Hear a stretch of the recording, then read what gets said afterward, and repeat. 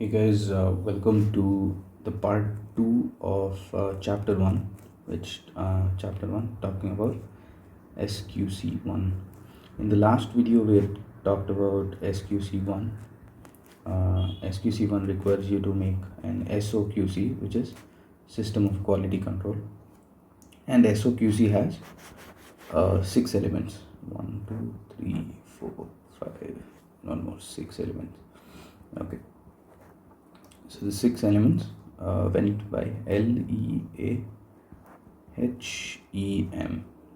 right? From L we had leadership responsibilities, and E we had ethical requirements. From A we had acceptance and continuance of client relationship or engagement, or client relationship or specific engagement. And from H we had human resources. From E we had engagement performance. And lastly, from M we had monitoring. In the last video, we had covered leadership responsibilities in detail, ethical requirements in detail, acceptance and continuance of a client relationship and specific engagement in detail, human resources in detail, monitoring in detail. So what was left was engagement performance. Engagement performance, here I'll just write engagement performance, right? Engagement performance includes EQCR, which is engagement quality control review. Okay, so EQCR has multiple parts in it again. So engagement performance has a few parts, but EQCR is the biggest part of engagement performance. So we will dive into all of these, and after that we have SA 220 also pending for revision. Okay, so we will cover all of this in this video. Okay, so now let us just jump into engagement performance. Okay, so according to SQC-1 that required us to create a system of quality control. So quality control, one of its element was the engagement performance. So what does it mean? What does it mean when it says engagement performance as one of its elements? Okay, so we have to ensure that everything in the firm, right, the performance of any engagement is as per the standards. Okay, what were the original objectives of SQC-1 itself? That is to ensure that the engagements are being carried out as per professional standards and regulatory and legal requirements, and reports issued are appropriate in the circumstance, right? So basically, engagement performance also requires, this element also requires firms to maintain quality control policies and procedures that ensure this. Okay, that ensure that the engagement team is performing the engagements that are as per professional standards and regulatory and legal requirements, and the reports issued are appropriate in the circumstance. Okay, so this was the basic objective of SQC-1. Same thing, engagement performance is also saying that the performance of the engagement team should be in accordance with professional standards and regulatory and legal requirements, and it should also ensure that the performance is such that the reports issued are appropriate in the circumstance. Okay, so now what are to be seen, what are to be considered, what should be considered for evaluating engagement performance? What should be considered for engagement team performance? Okay, so firstly, firstly we have to see how the engagement team was briefed. Okay, how engagement team was briefed about what? About the objectives, or about how about rather about how objectives are to be achieved. Okay, so first we'll see how engagement team was briefed about how objectives are to be achieved. Okay, secondly, processes. We will also check the processes that ensure compliance with standard. Okay, compliance with standards.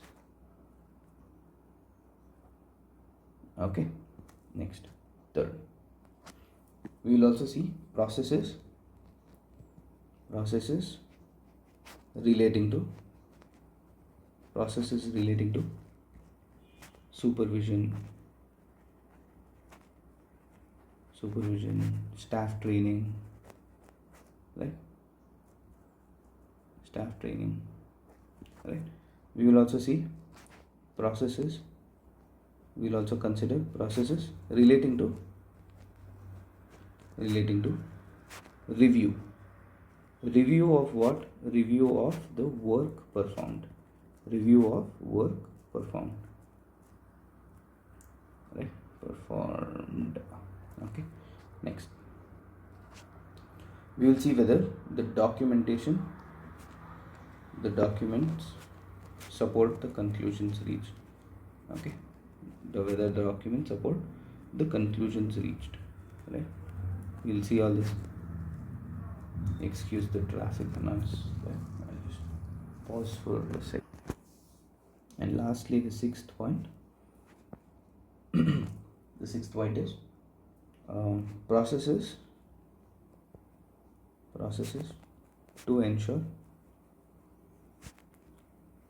the practices are current, or basically the procedures, right? The procedures that are performed are current.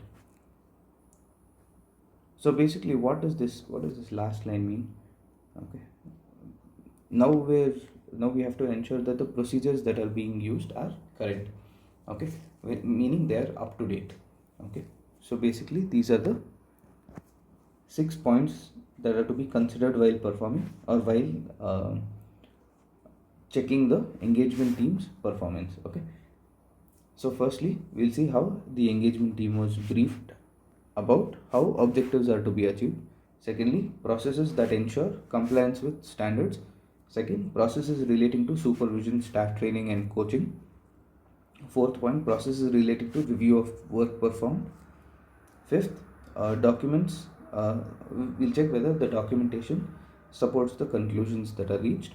And lastly, processes to ensure that the procedures are current. Current meaning they are up to date. Okay, now we'll move on to the other handwritten note.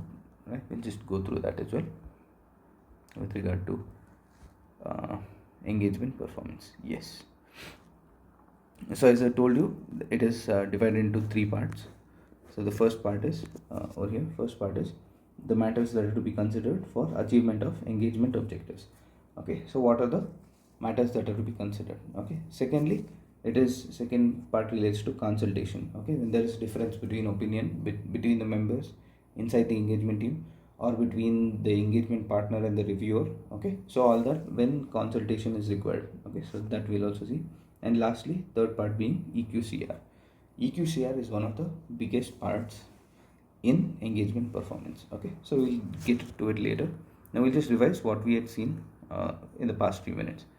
Okay, so here what are the matters to be considered? Firstly, how the engagement teams are briefed about the objectives. Okay, basically how the objectives are to be achieved. Secondly, processes followed to comply with engagement standards. Okay, so basically as I told you, the processes that are to be followed to ensure compliance with standards. Next, processes for supervision, training and development. processes for review of work performed. Fifth point being documentation of work performed. And lastly, ensuring policies and procedures are current, which is up to date. Okay, we'll just go see the rest of it from the text, which is over here.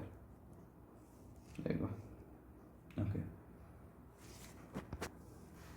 So matters to be considered to ensure achievement of objective of the engagement performance. Okay, achievement of objective of engagement performance. Okay, what are the matters considered? Okay, firstly, how engagement teams are briefed on the engagement to obtain an understanding of the objective of their work. Okay, so how the engagement team is briefed with regard to the objectives of their work.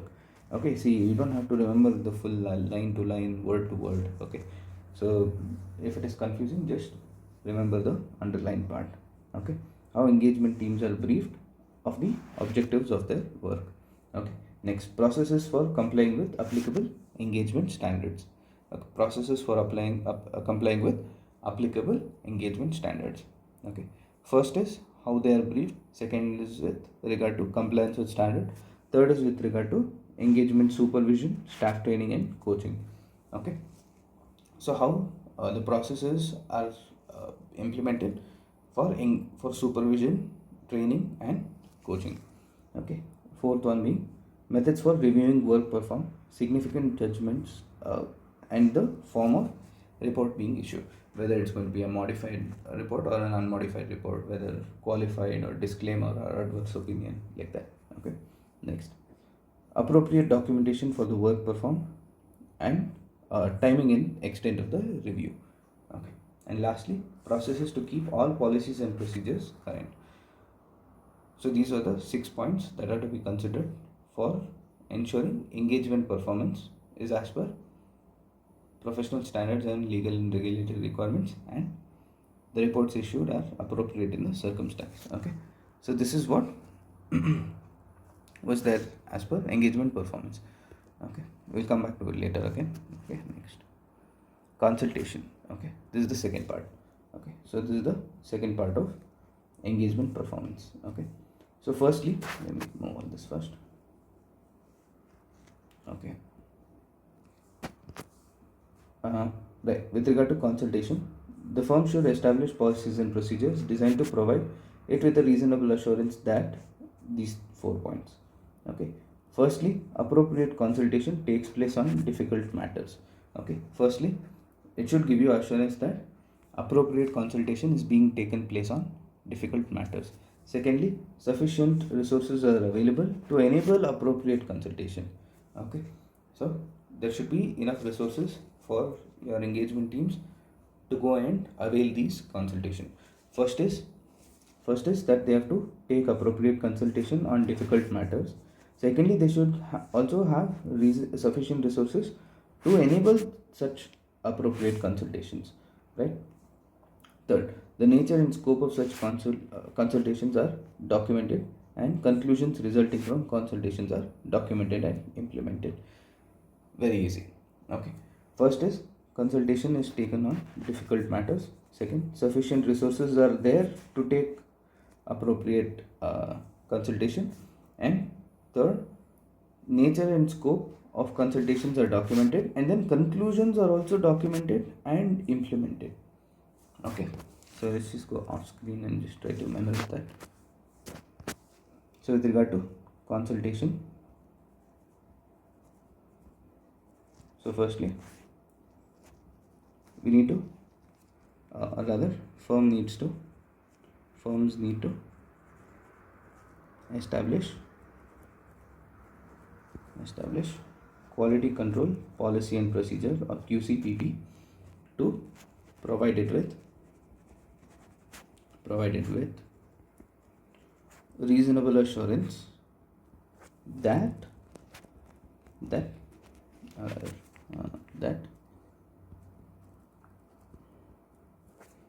appropriate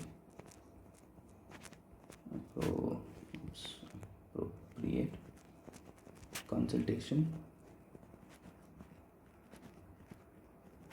is availed on difficult matters. Okay, what was the second point? Second point was that there is sufficient resources to enable appropriate consultation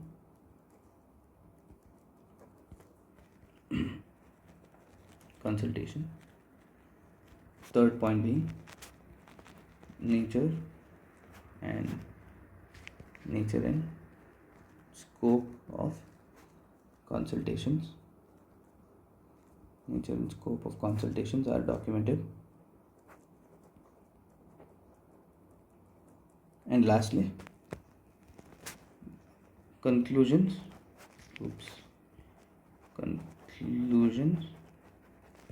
arising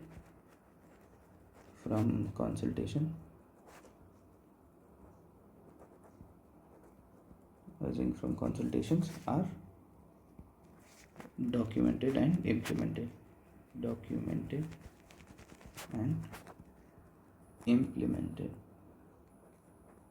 Okay, so this was relating to the second part of engagement performance, which relates to consultations.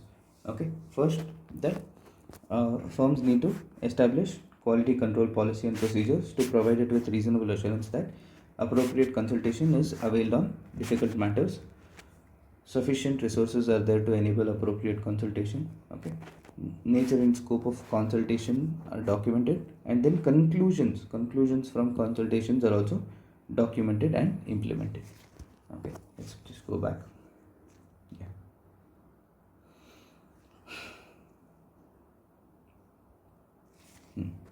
Now we come to EQCR. EQCR is Engagement Quality Control Review. So EQCR ensures that significant judgments are reviewed objectively. Okay, they are reviewed objectively before issuing the report. Objectively meaning that no other or rather the engagement team, the people that were part of the engagement team will not be part of the engagement quality control review. Okay, so by somebody else, okay, by a third person who is not part of the audit. So that person will conduct the EQCR. Okay, so it ensures that the significant judgments are reviewed objectively, okay, before issuing the report. Okay, first the engagement team will conduct the audit, or let's say engagement. Okay, will conduct the engagement, and then there will be an EQCR. Okay, and then EQCR, after EQCR approves it, only then it will be issued. Okay, so in other cases there would be engagement team, it would conduct the engagement, and then it would make a report, and that's it, the report is issued, right? So this is the usual one, but in some cases you will have to go through the EQCR first before issuing the report. Okay, so what is EQCR? EQCR is Engagement Control Quality Review. It ensures that significant judgments are reviewed objectively before issuing the report. Okay, so obviously it is reviewed by Engagement Quality Control Reviewer. Okay, the extent of the review depends on complexity and risk of inappropriate reporting. Okay, so bigger the chance of inappropriate reporting, the more deeper you will go with the EQCR. Okay, so just by performing EQCR, it does not reduce the engagement partner's responsibilities. Okay, the engagement partner will be liable for any report that is issued not appropriate in the circumstance. Okay, so if there are any mistakes found, engagement partner cannot say, oh, EQCR was done, so I am absolved of all my responsibilities. That is not allowed. Okay, next, it is mandatory for audit of listed entities. Okay, very simple. EQCR ensures that significant judgments are reviewed objectively before issuing the report. It is reviewed by Engagement Quality Control Reviewer. Extent depends on complexity and risk of the engagement or inappropriate reporting, and it does not reduce the engagement partner's responsibilities, and it is mandatory for audit of listed entities. Okay, for the other engagements, the firm can set its own criteria. Okay. Now what are to be considered? What are to be considered in an EQCR for listed entities? Okay. What is to be considered while performing EQCR for listed entities? Okay. So firstly, it says the engagement team's evaluation of firm's independence in relation to the specific engagement. Okay, so imagine like there's an engagement that is already completed, or let's say an audit is already completed, and you are going there as an engagement quality control reviewer. Okay, so firstly you will check whether the engagement team has evaluated the firm's independence properly or not. Okay, so if there's problem with that, obviously you're going to make it a red flag. Okay, so first you will check the engagement team's evaluation of the firm's independence. Okay, so engagement team, you are the EQCR. Okay, you will see the engagement team's evaluation of what? Of firm's independence. Okay, firm's independence. So EQCR is engagement team's evaluation of the firm's independence. Okay, so if there's a problem here, obviously you will red flag it. Okay, and then you will say that the engagement team's evaluation is not proper with regard to independence. Okay, next. So first, after checking engagement team's evaluation of firm's independence, next you will check significant risks identified and how they were or like what were the responses towards those risks. Okay, what are the significant risks identified and what were the responses to those risks. Okay, third, judgments made with respect to materiality and significant risks. Okay, first is you will check independence. Second is you will see significant risks that are identified and responses to those risks. Third, you will see judgments made with regard to materiality and significant risks. Okay. Fourth, whether appropriate consultation has taken place on matters involving differences of opinion and conclusions arising from consultations. Okay, you'll see whether consultation was taken on difficult matters or where there is differing opinions, and whether the conclusions and you will also see the, or rather you will also consider the conclusions from such consultations. Okay, next, the significance of corrected and uncorrected misstatements that were identified during the engagement. Okay, whether there was a very big misstatement that was identified during the engagement, okay, of the company. So you will see what significance it has, whether it opens up possibility of other such misstatements existing also will have to be checked. Okay, next, matters to be communicated to management and TCWG. Okay, what are the matters that have to be communicated? Next, whether working papers support the conclusions reached. Okay, whether the documentation supports the conclusions. Okay, and whether the report that is issued is appropriate in the circumstance or not. Okay, so there are 8 points. Let's just see this word by word, and then we'll come to and then we'll come back to the sentences again. Okay, we'll try to see if we can remember the whole sentence by the word. Independence, right? With regard to independence, we were seeing what is to be considered is the engagement team's evaluation of the firm's independence. Okay, we have to see the engagement team's evaluation of firm's independence.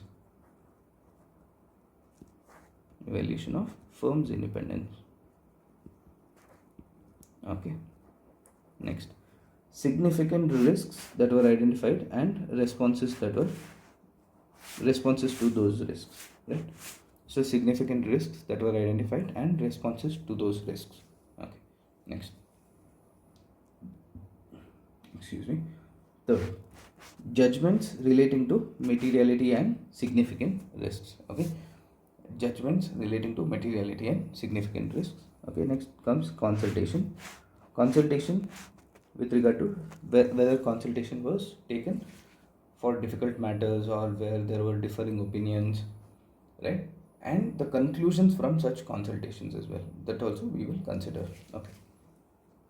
The significance of corrected and uncorrected misstatements. Okay. What is the significance? We'll also consider the significance of corrected and uncorrected misstatements. Okay. Next, when it comes to communication, what is communication? What are the matters that are to be communicated to those charged with governance or others being regulatory bodies. Okay. Next, whether the working papers is also called documentation, whether the documentation supports the conclusion that is reached. Okay. And lastly, appropriateness of the report, whether the report that is being issued is appropriate in the circumstance. Okay. Next, we just have a quick question here. Let's go through it. Okay. PQR and Associates. Let me just remove all this first. Okay.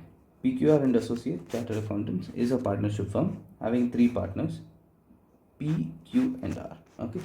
PQR and Associates are appointed as statutory auditors of the firm ABC Limited, a listed entity. Okay. So a listed entity meaning EQCR will become applicable. Right. Immediately that hit my mind. Okay. So saying that EQCR will become applicable for audit of listed entity. Okay. Next. CAP is appointed as the engagement partner for the audit of ABC Limited. Okay. Before issuing, let me remove all this first. Okay. So before issuing the audit report, CAP asks CAR to perform engagement quality control review and is of the view that his responsibility will be reduced after review by CAR. Okay. See, here only I found the mistake. Okay. So obviously after performance of EQCR, the responsibility of the engagement partner will not reduce. Okay. So engagement partner's responsibility will not reduce. Okay. And what else was asked? What are the aspects that are needed to be considered while performing EQCR? So basically the above 8 points that we saw, let's try to remember. Okay. So firstly, it was independence. Right? What was independence? The evaluation of engagement teams, or rather we have to consider the engagement team's evaluation of the firm's independence. Okay. Next, we'll have to see significant risks that were identified and responses to those risks, right? And then we had seen something related to these risks only, which is judgments, right? Judgments relating to materiality and significant risks. Next, fourth one, we had seen consultations, right? Consultations, whether appropriate consultations were taken on difficult topics or where there were differing opinions, and conclusions from such consultations, right? Next, fifth point was with regard to whether the documentation supports the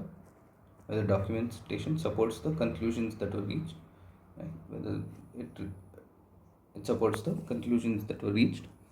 Next, sixth one being what is the appropriateness of a report. Okay. And we are also seen matters to be communicated, right? Matters to be communicated to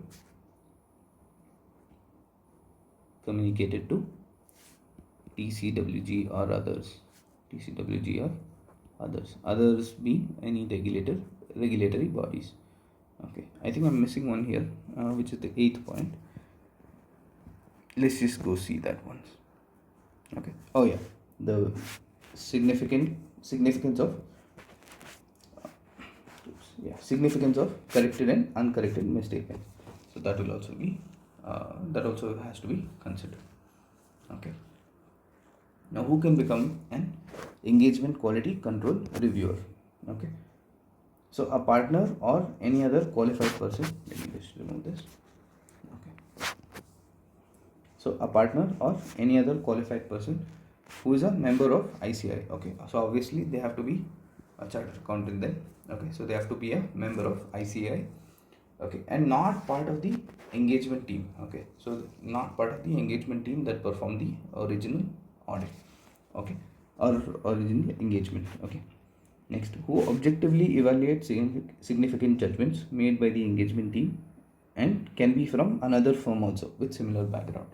Okay, so either you're either a partner or any other qualified person being only a member of ICI. Okay, no other person. Okay, so it should be a member of ICI who is not part of the engagement team and who can objectively evaluate the significant judgments made by the engagement team, but the reviewer can be from another firm also with similar background. Okay, next, with regard to objectivity of reviewer, reviewers must remain objective. Okay, they must remain objective and avoid engagement participation or decision making. Okay, so obviously there is a self review threat, right? If you get involved in such activities, self review threat. So if you are involved in decision making and then you have to review your own decisions, then obviously it is it's not right. So so reviewers must remain objective and avoid engagement participation or decision making. Okay, so engagement partners. Okay, so the engagement partner can consult the reviewer. Okay, can consult the reviewer, but it should not compromise the objectivity. Okay, that's all. So significant consultations require caution to maintain objectivity. If objectivity is compromised, then another qualified person has to be appointed. So firstly, it says reviewer must be remain objective. Okay, he should not be part of decision making. However, engagement partners can consult the reviewer. Okay, they can consult the reviewer. Okay, but for significant consultations, caution has to be exercised, right? Caution has to be exercised so as to not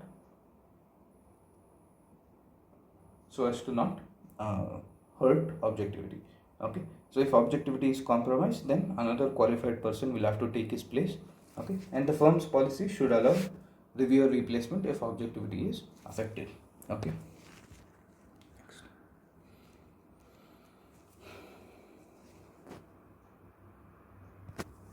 okay, so basically it says, if there is any difference of opinion between engagement team and with those who those consulted. Okay, let's say there's engagement team. Okay, and these are the people that were consulted. Okay, so there is a difference of opinion between them. Okay, so these people are not able to agree on something. Okay, so the reports of that engagement should not be issued until these differences are worked out. Okay, so you have to fix these differences, or rather resolution of such difference. Okay, so issue a report only after resolution of such differences. Okay, whether it is between engagement team and with those consulted, and engagement partner and the EQCR, which is the engagement control quality reviewer. So if there's differences in opinion between engagement team and those who were consulted, or between engagement partner and the engagement quality control reviewer, then reports must be issued only after resolution of such differences. Okay, so recommendations of engagement quality control reviewer are not accepted by engagement partner and matter is not resolved. Okay, so if that differences cannot be resolved, then the matter should be resolved by following established procedures of the firm, like consulting with another practitioner or firm or professional or regulatory body. Okay, but at the end of the day it must be resolved. Okay, if they are not able to resolve between themselves, go to another third party, go to another practitioner or firm, go to any other regulatory body and get it resolved. Okay, but no issuing report until the opinions are different. Okay, so if there is difference of opinion, no issuing report. That's it. Okay,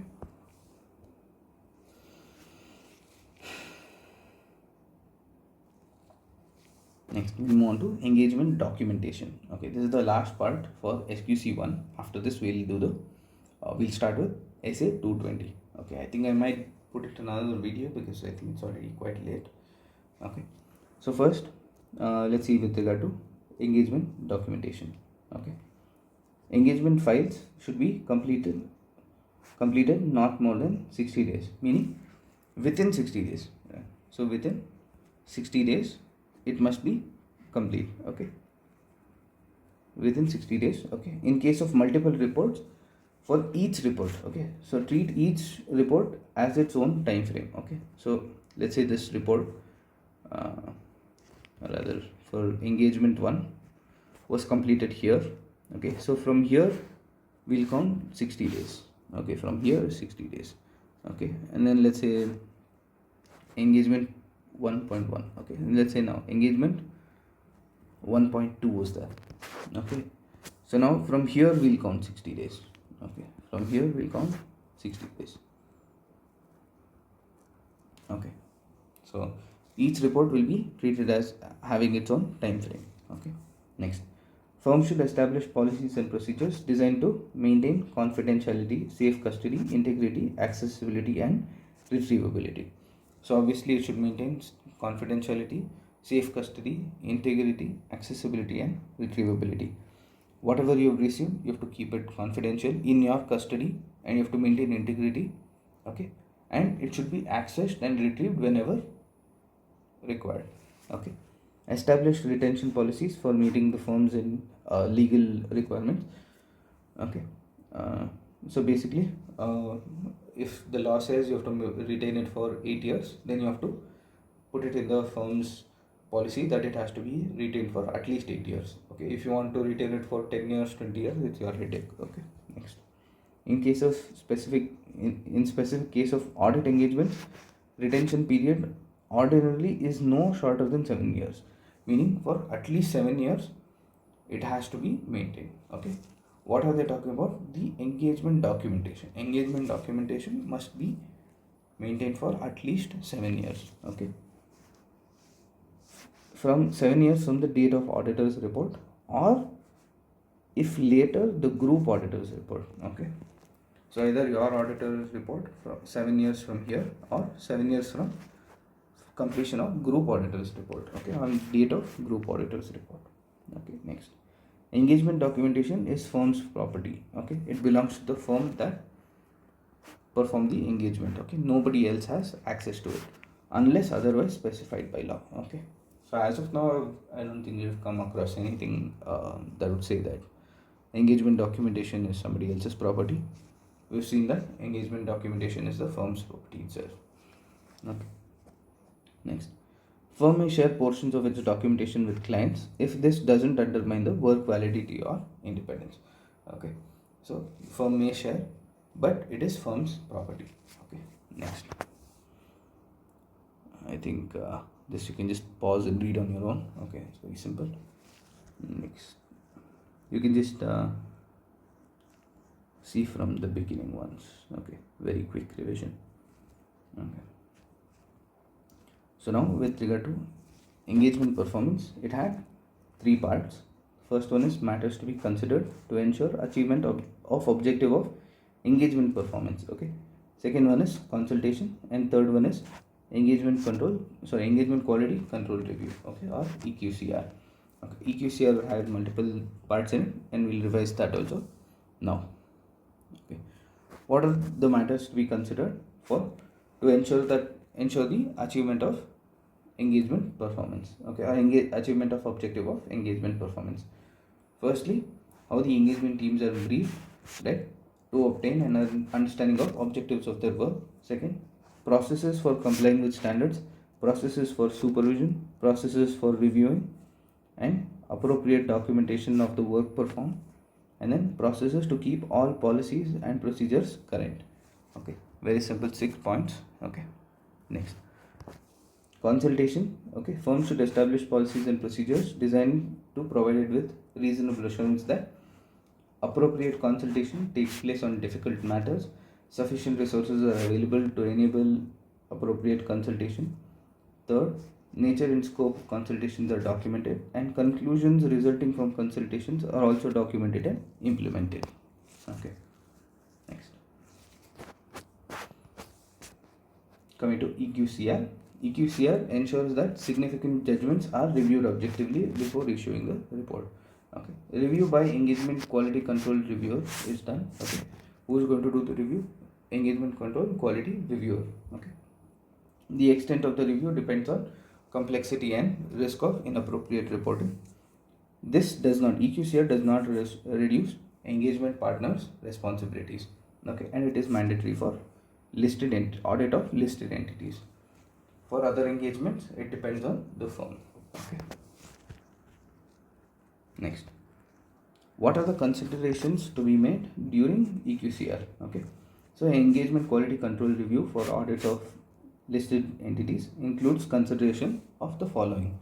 Okay, firstly, it was the engagement team's evaluation of the firm's independence, right? Next, significant risks that were identified and how and the responses to those risks. Third, judgments relating to materiality and significant risks. Fourth, whether appropriate consultation was taken place for involving differences of opinion or other difficult matters, and the conclusions from such consultations. Okay. Fifth, significance of corrected and uncorrected misstatements. Okay. Next, sixth point, the matters that are communicated to management and TCWG or others in case of regulatory bodies. Okay. Next, whether the documentation supports the conclusions that were reached, and lastly, the appropriateness of report issued. Okay. Next, EQCR, engagement quality control reviewer. Okay, so in case of the reviewer, he must be a member of ICI. Okay, he must be a member of ICI. Okay, so he can be your partner or any other person or from any other firm also with similar background. Okay, so now what did we see with regard to objectivity of reviewer?